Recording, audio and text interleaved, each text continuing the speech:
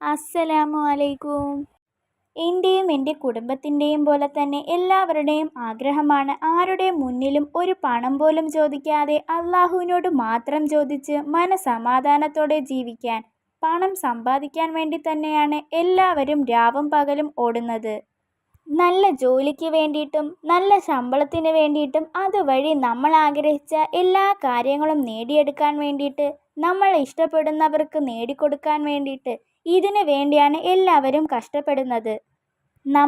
നമ്മുടെ ജീവിതം മുന്നോട്ട് പോകണമെങ്കിലും എന്തായാലും പണം വേണം. അതിനു വേണ്ടി നമ്മൾ നന്നായിട്ട് അധ്വാനിക്കണം. കൂടെ തന്നെ ആ കാശിൽ ബർക്കത്തുണ്ടാകാൻ വേണ്ടി നന്നായിട്ട് പ്രാർത്ഥിക്കുകയും വേണം.